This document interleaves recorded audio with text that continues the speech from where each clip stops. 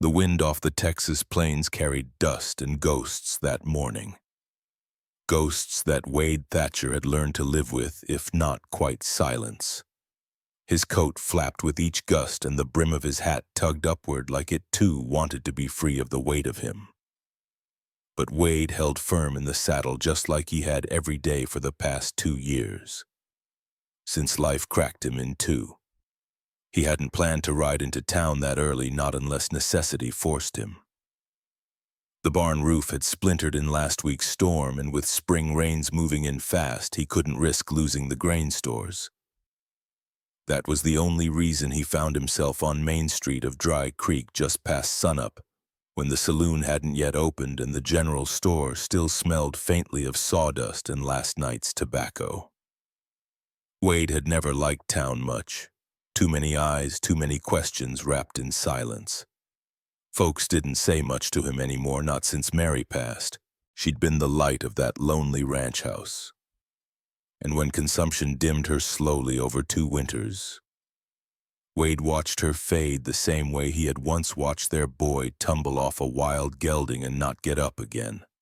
There were some wounds no whiskey could rinse, no church bell could cleanse. He was hitching his mare when he noticed her barefoot, thin as fence wire, sweeping the front porch of the store, with a broom too heavy for her frame. Her hair hung in matted strings, her dress stained with dirt and threadbare at the elbows. One cheek bore a yellowing bruise, and her lip had a scab that hadn't healed right. She moved like someone who expected pain, someone who flinched more from memory than motion. At first, Wade tried to mind his own business. He always did. But when a crash echoed from inside the store and a man's voice barked, "You dumb girl! I told you sweep, not stand there staring!" Wade froze mid-step. The girl dropped the broom and backed up fast, knocking her heel on the step. She didn't cry, she didn't scream, she just moved like this wasn't the first time. Then Clint Burrows stepped through the door. Wade recognized him instantly, thin, angry eyes, jaw tight with alcohol, and hands that looked like they'd rather strike than build. Wade had heard the stories. Clint had married a widow 2 years ago, gained a stepdaughter in the deal, then buried the woman months later under whispers of fever and too many bruises. "She your girl?" Wade asked, his voice low but full of the kind of tension that makes dogs sit still. Clint squinted, already on edge. "What's it to you?" Wade stepped down from the boardwalk slowly. "A man don't get to keep a daughter if he treats her like livestock." "You gonna teach me how to raise mine?" Clint sneered, swaying slightly. "No," Wade said, "but I'll sure as hell stop you from breaking her." Something in Wade's eyes made Clint pause, some quiet promise of violence, precise and permanent. The drunk muttered a curse and disappeared inside, slamming the door hard enough to rattle glass. The girl stood still, one hand still halfway raised, as if unsure whether to drop it or guard her face. Wade sighed. He hadn't come looking for trouble, but trouble had found him, same as sorrow always did. "You got a name?" he asked. She hesitated. "Sadie. Sadie Ray. You got folks?" She shook her head. "You ever ride a horse a little?" she whispered. He took off his hat and stared into the rising light. "I got a ranch about an hour west. Ain't much, but there's food, there's quiet. You can rest, you can work too, but no one's gonna hurt you again. Not if I'm breathing." She looked toward the store door, fear still etched in every line of her body. "He won't let me go." Wade nodded once. "Then he can try." And just like that, the wind changed. So did her life. Sadie Ray didn't speak much the first few days on the ranch. She kept her shoulders drawn in like she was trying to disappear, her steps so light. Wade sometimes didn't hear her coming. He didn't ask her questions, didn't press her into conversation. Instead, he gave her something more useful: structure, chores, boundaries, respect. The kind of things she'd never been offered, but somehow knew how to receive. The ranch sat quiet that week. Spring sun lit the fence lines gold in the evening, and the prairie winds carried the smell of horses in old cedar. Wade moved through the days like he always had, checking troughs, fixing broken gate latches, brushing down his mare, but now he wasn't alone. Sadie trailed behind him, cautious but observant, absorbing everything with the silent curiosity of someone who'd never been taught anything and never been given permission to ask. He didn't treat her like a guest, nor a burden. She slept in the spare room, the one with a small window facing east. The mattress creaked and the blankets were scratchy wool, but it was clean. There was a shelf with 2 books, a lantern with a full can of oil, and a single photograph of Mary Beth Wade's late wife, who seemed to look on with a kind of soft approval. On her second morning, Wade found her in the barn before sunup, brushing the Appaloosa with a broom instead of a curry comb. She froze when he stepped in, hands clenched like she expected punishment. "You don't hurt a horse with kindness," he said, handing her the real brush. "But you'll get further with the right tool." She took it with a small nod and went back to work. By the 3rd day, she was rising before him. She fed the chickens without being asked. She swept the porch after every meal.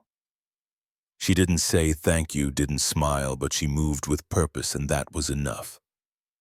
Something in her bones understood effort, understood earning space. One afternoon, as Wade repaired the clothesline out back, he caught sight of Sadie in the distance, trying to copy his roping movements.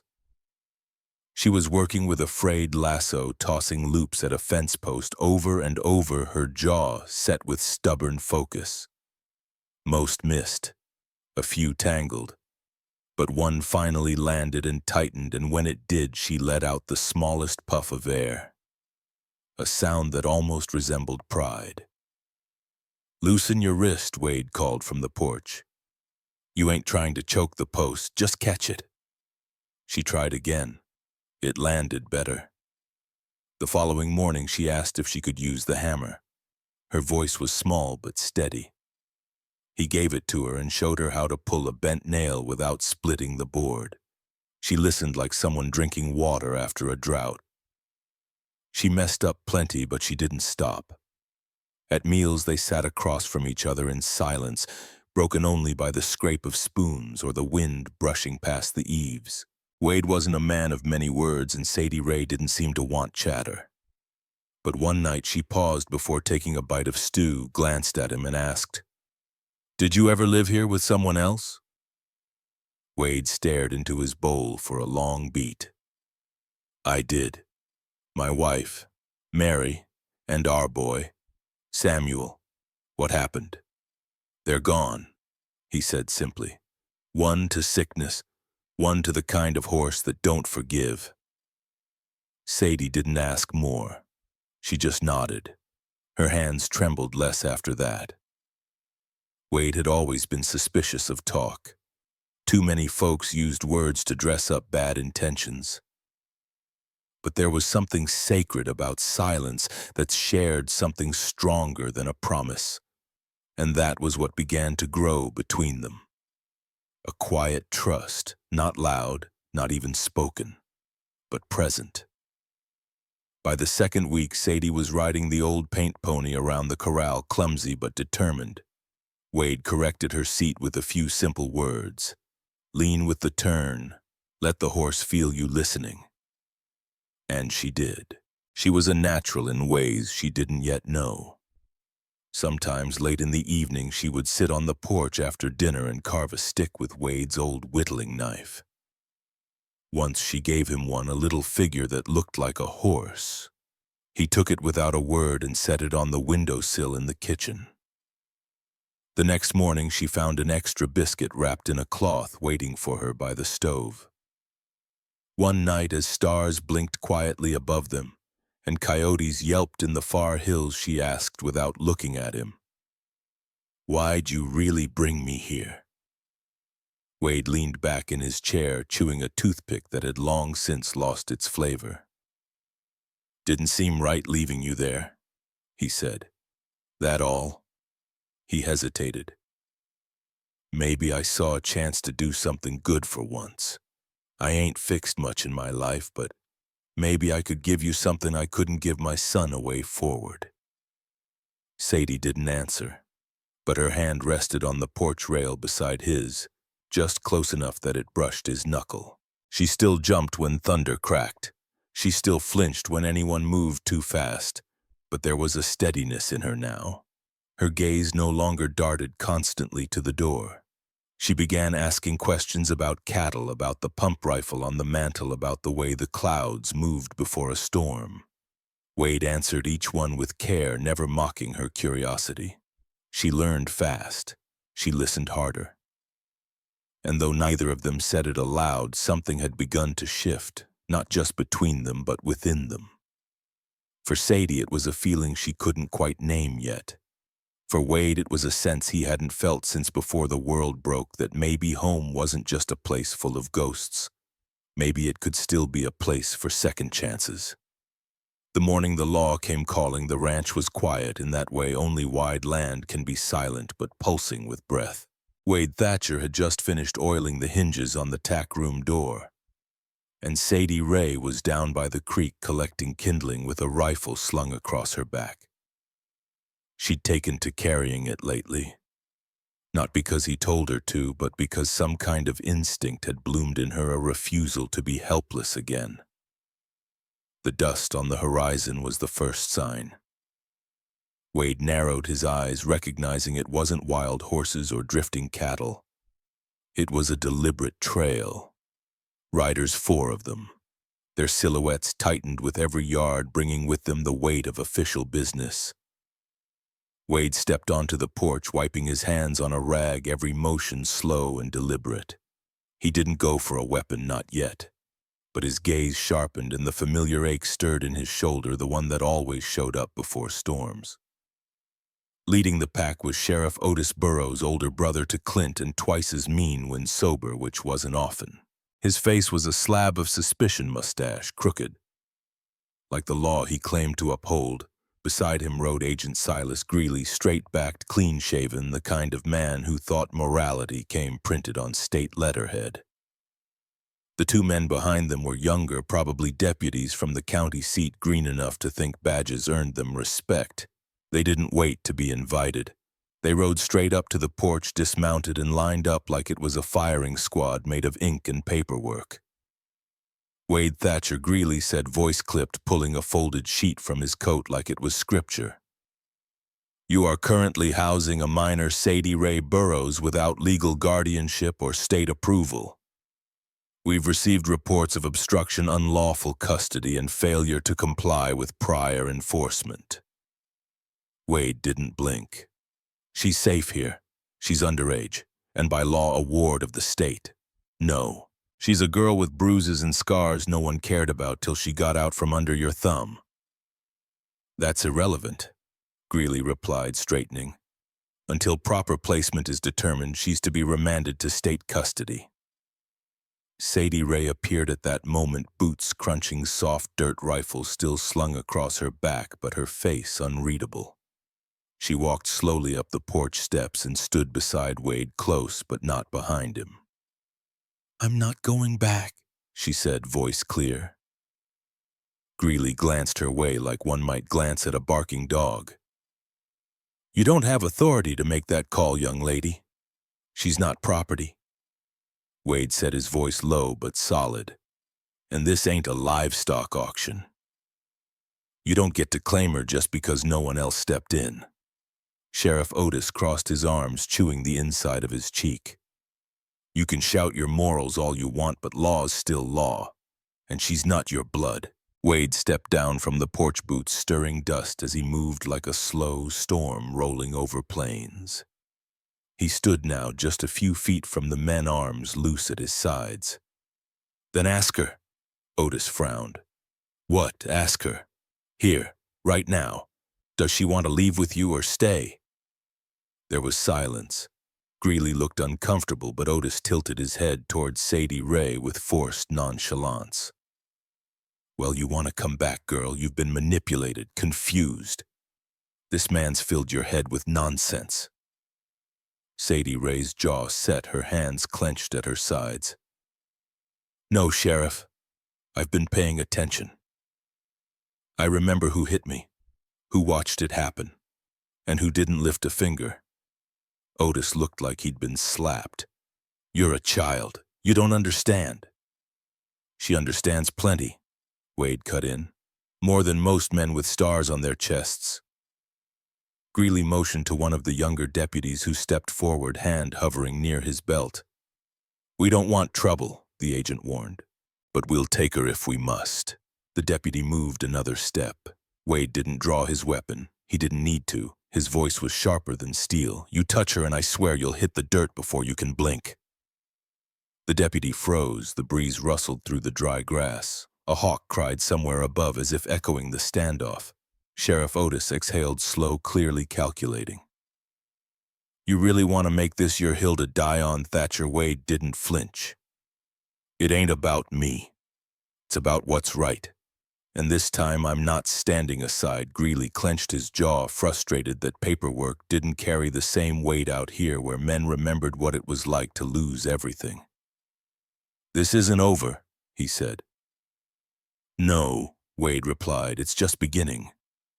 They mounted and rode off, trailing clouds of dust and unspoken threats behind them. That evening the porch sat in silence again. Sadie Ray carved at a piece of pine with the small blade Wade had given her earlier that week, shaping it into a bird with rough wings. Wade sat nearby, watching the stars blink alive through the early dusk. "They'll come back," she said quietly. "Yes," Wade answered. "Probably not alone next time. What do we do?" Wade looked at her. Really looked. She wasn't the trembling girl from the general store porch anymore. She stood straighter now. She had steadiness in her. "Fire. We prepare," he said. "We hold our ground and we don't give them what they came for." She nodded once and kept carving. Over the next few days, Wade reinforced the fence lines. He repaired the back latch on the barn. He showed Sadie Ray how to clean and oil the Winchester. She already knew how to shoot, but now she learned how to wait, how to breathe, how to steady herself against something that didn't want her to stand.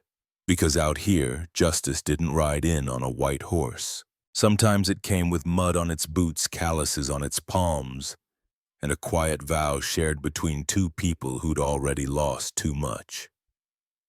The days that followed the confrontation weren't loud. They didn't erupt with fireworks or declarations. They didn't need to. Change, like most things that last, came slow and quiet, like the shifting of wind patterns before a downpour. Wade Thatcher didn't talk much about what happened when the lawmen rode off and Sadie Ray didn't ask. But their movements changed, more intentional, more alert. And around them something began to stir. It started with the blacksmith brothers, Ellis and Jonah Cooper, who arrived 2 mornings later with a wagon full of scrap iron nails and a heavy-duty gate latch they'd welded special. They didn't say much, just unloaded, handed Wade a tin of tobacco and rode off. But it was enough to signal that Dry Creek hadn't turned a blind eye after all. Folks may have stayed quiet, but their silence didn't mean they hadn't chosen a side. By the end of that week, 5 others had come and gone, some left tools. Others sacks of flour or jerky. One old man named Clayton left a scoped Winchester wrapped in canvas with a note, "Had a daughter once. Didn't fight hard enough. Don't make my mistake." Wade held that rifle a long time before setting it gently on the mantel beside Sadie Ray's bird carving. Meanwhile, Sadie Ray had changed too, but not in ways that most folks would notice. It wasn't just that her bruises had faded or that her frame was filling out with steady meals. It was in the way she moved. She no longer flinched at every noise. She asked more questions, stayed out longer in the field, and kept her boots laced tight. There was a tension in her posture, like a bowstring drawn just shy of release. Not fear, readiness. She trained every day. Wade had taught her to shoot clean, but now Beau McClure, the ex-cavalry tracker who had shown up unannounced with a hunting dog and a roll of maps, was teaching her how to move like the land meant something. He showed her how to read shadows in the tall grit, how to feel the wind shift across her cheek before it changed directions. "You don't win fights with force out here," Beau said. "You win 'em by knowing the ground under your boots better than the bastard trying to take it." Sadie Ray soaked it up like sun on dry earth. She learned to lie flat behind a ridge for an hour without moving. She learned how to set a warning trap along the tree line, how to signal with mirror flashes, how to listen for birds going quiet. Beau didn't praise her, but he didn't have to. She could see it in the way he handed her the rifle without second-guessing. Wade watched all of it with a mix of awe and ache. He hadn't raised this girl, but she'd taken root in him like something inevitable. Sometimes when she wasn't looking, he'd catch her laughing softly at the dog chasing its own tail or humming while sharpening her blade, and he'd think so. This is what hope looks like when it grows back wild. But hope wasn't armor, and they both knew it. The law wasn't idle either. Word came through whispers and back channels that Sheriff Otis Burroughs was furious that Agent Silas Greeley had taken their refusal personally. The governor's office was watching now, which meant next time they wouldn't send just threats. They'd send a plan, a force, maybe worse. So they prepared. Wade reinforced the bunkhouse windows with thick pine slats.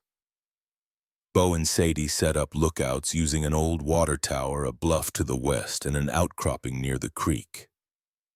Every night, the three of them sat at the table by lantern light, tracing maps, counting ammo, and checking trigger lines. Sadie didn't just sit there anymore. She pointed, suggested, strategized. She'd gone from rescued to ready. But even amid the tension, life kept moving in small, stubborn ways. One warm afternoon, Wade found her out near the edge of the property, planting seeds, wildflowers of all things. She didn't say anything when he walked up, just kept pressing her fingers into the soil, dropping the tiny dots of life and covering them with care. He crouched beside her. "Why flowers?" Sadie shrugged. "Place like this deserves color." Then she added softer, "Just because we're waiting for war doesn't mean we stop planting things that grow." Wade didn't have an answer to that, so he helped her. They planted in silence until the sun dipped low, casting long shadows across the rows of turned earth. That night she left a note folded on the kitchen table. On it was a list of names, girls she'd known, seen, or heard about back in Dry Creek. Girls who'd been placed with men like Clint. Some had vanished. Others were rumored to have run away, all of them forgotten. Wade read it twice, then looked up to find her standing in the doorway. "I want to find them someday," she said, "if we live through this." "You mean when we live through this?" He corrected, and she almost smiled. But there was no escaping what they were building toward. They weren't just defending Sadie Ray anymore. They were defending a principle that a girl wasn't a possession, that a man's house didn't make him a king, and that justice sometimes had to grow out of blood and soil and sweat because no one was going to hand it to them.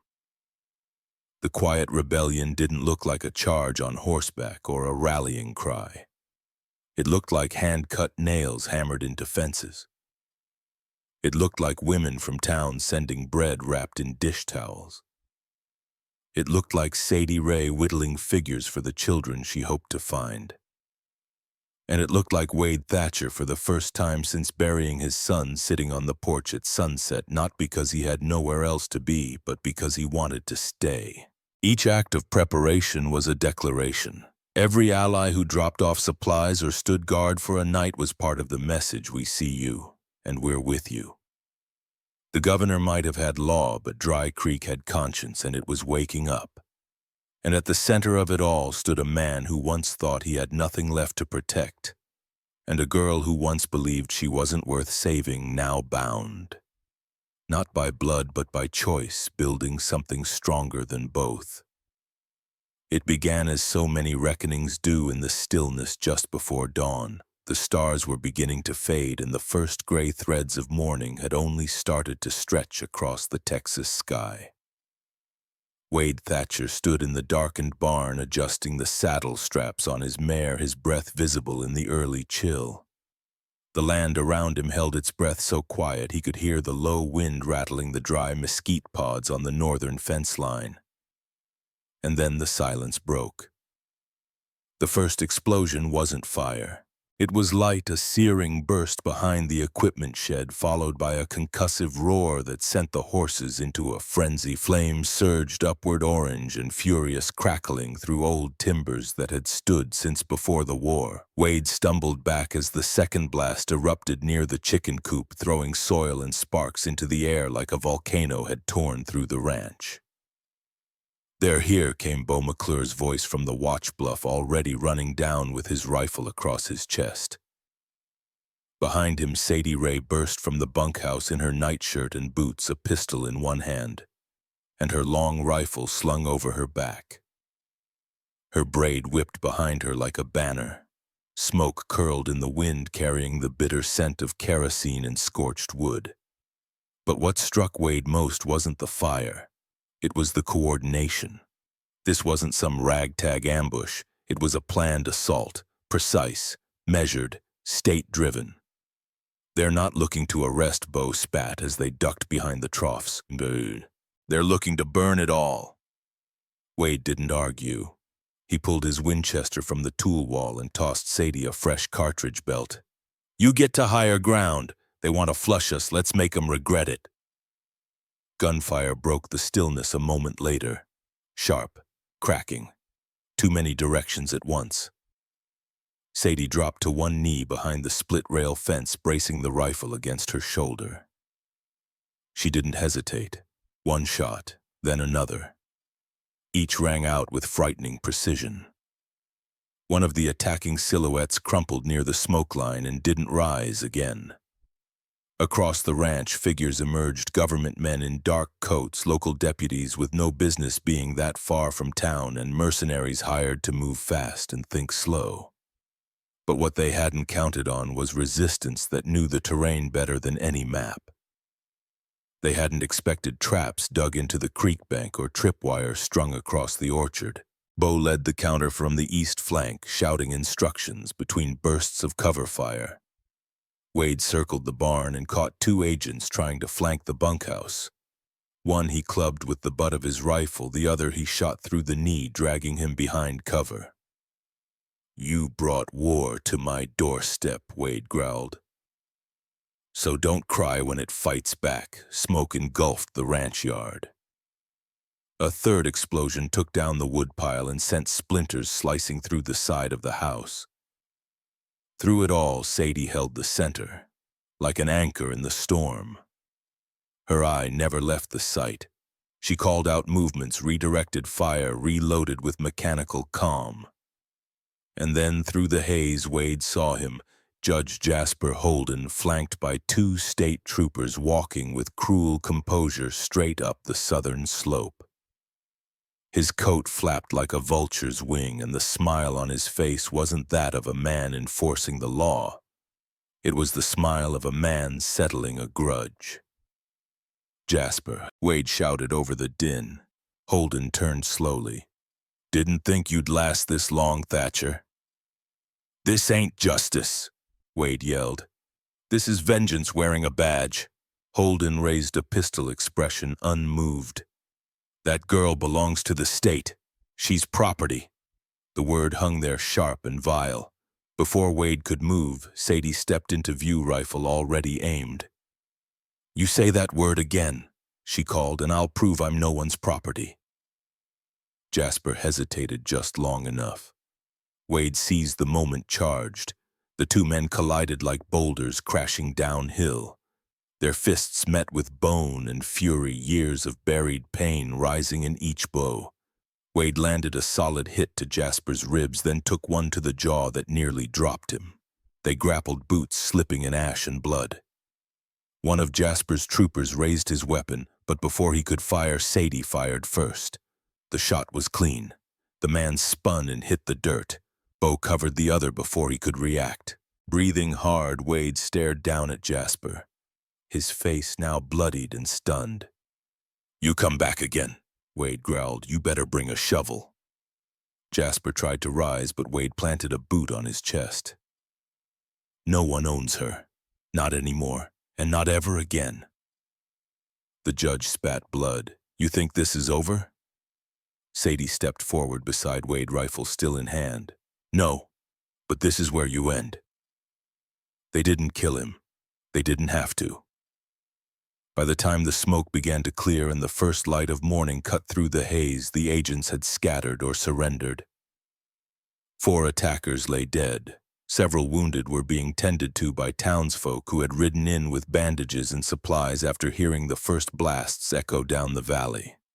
The barn was gone. The coop, too.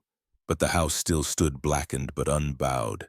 So did the flag Sadie had hung 2 nights prior, stitched from scraps and nailed above the doorway, a single white star on deep blue. Not for a country, not for a cause, but for defiance. Wade stood in the yard, blood on his knuckles, smoke in his lungs, and pride swelling through the ache in his bones. Sadie came to stand beside him, her cheeks streaked with ash and tears she hadn't let fall. "You hurt?" he asked. "No," she said softly. "Just tired." He nodded, voice low. "We're still standing." She looked up at him, a flicker of a smile hidden in the soot. "That makes us dangerous." And in that moment, surrounded by wreckage, held up by nothing but grit and bond, they both knew something had changed. They weren't survivors anymore. They were defenders. And from that point on, no lawman, no judge, no damn state seal could ever take that from them again. The ranch didn't sleep for days after the fire. What wasn't scorched had to be rebuilt, and what remained standing had to be made stronger. But Wade Thatcher didn't complain. Neither did Sadie Ray. Side by side, they raked through ash, mended broken beams, restacked feed, and hauled water until their arms ached and their clothes reeked of soot. No one ordered them to. They simply did what had to be done, like they always had. They buried 4 men on the ridge behind the horse pasture. 2 had come to hurt them. The other 2 had come to help and never went home again. Sadie carved names into rough stones with her own hands. No speeches, just silence shared between Wade Bow and the handful of others who had stood their ground when the world tried to erase them. One afternoon, as Wade hammered the last plank into the new barn door, Sadie brought out a wooden crate she'd been building in secret. On it she had burned a symbol, a hawk in mid-flight, its wings stretched, rising above a fence line. She placed it by the porch, filled it with tools and seeds. "So folks passing through know we're still here," she said, "and that they can stop if they need a place." Wade nodded. He didn't say much. He rarely did, but in his chest was something different now, not just pride, but peace. The kind that doesn't shout or shine but settles like dusk after a long, hard day. They weren't outlaws. They weren't saints. They were something harder to define, 2 people the world tried to break who found a way to build instead. Sadie Ray no longer looked like the girl who once flinched at every raised voice. Her eyes had depth now, like storm water, still but capable of flooding. She moved with quiet authority, rode like she'd been born in the saddle, and kept her rifle oiled, not for fear but for promise that no one would ever lay hands on her again without meeting her fire first. Letters started arriving, tucked into saddlebags or handed off in town by passing riders. Girls gone missing. Names Wade didn't know, but Sadie remembered. Places where men like Clint Burrows still kept their cruelty hidden behind walls and rings. The crate on the porch wasn't just a marker anymore, it was a signal. And the ranch, once a lonely patch of dust and ghosts, was becoming something bigger. A waypoint, a refuge, a whispered answer to the question, "Where can I go?" One evening, as the sky blazed gold and the wind turned warm again, Sadie sat on the porch rail, feet swinging, notebook open on her lap. She was sketching the barn, the new fence line, the tiny garden plot she had carved into the clay behind the coop. Wade sat beside her, boots up on a barrel, sipping coffee that had gone cold. "You ever think we'd get this far?" she asked. He took his time answering. "Didn't think I'd have reason to try." She didn't say anything, just reached out and took his hand. There wasn't a blood tie between them. No adoption papers, no fancy ceremony. But what they had was realer than all that. It had been forged in silence, in grit, in the fire they refused to let consume them. Wade wasn't just her protector now. He was her family. And Sadie Ray wasn't just a girl he saved. She was the reason he'd stood up again. The state never came back. Maybe they realized the cost. Maybe the wind changed. Or maybe for once enough people raised their voices and said no more. But if they ever did return, they'd find a ranch not just rebuilt, but reborn. And standing at its center would be a man who once thought he'd buried all he ever loved, and a girl who once thought no one would ever love her at all, now bound together, unbroken and unafraid. Some stories aren't about heroes in shining armor or victories written in bold letters. Some stories are about ordinary people who choose not to walk away even when it's easier. Wade Thatcher didn't ride in to change the world. He simply saw a broken girl and chose not to leave her behind. That choice, quiet as it was, became a turning point. Not just for Sadie Ray, but for himself and eventually for an entire community. This story reminds us that you don't have to be perfect to do good. You just have to be present. It teaches us that family isn't always the one we're born into. It's the one we choose, the one we protect, and the one we build with open hands and stubborn love. Wade and Sadie Ray weren't tied by blood but by courage and the refusal to let pain have the last word. In a world that sometimes feels too big, too broken, too far gone, this story is a quiet anthem for those still holding on. For those who've been knocked down, silenced, scarred, but still choose to still choose to fight, still choose to care, because the real victories aren't always won on battlefields. Sometimes they're found in rebuilt fences, shared meals, open porches, and the moment someone says, "You matter," you're safe now.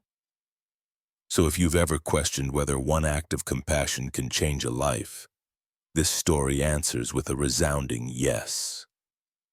Not all healing is loud.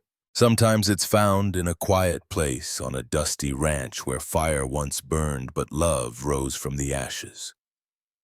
If this story stirred something in you, don't keep it quiet. Subscribe to Frontier Reverie for more powerful tales of courage, healing, and found family across the American West. Like the video, share it with someone who believes in second chances, and drop a comment below. Your voice helps keep these stories alive. Every frontier needs storytellers. Let's ride this trail together.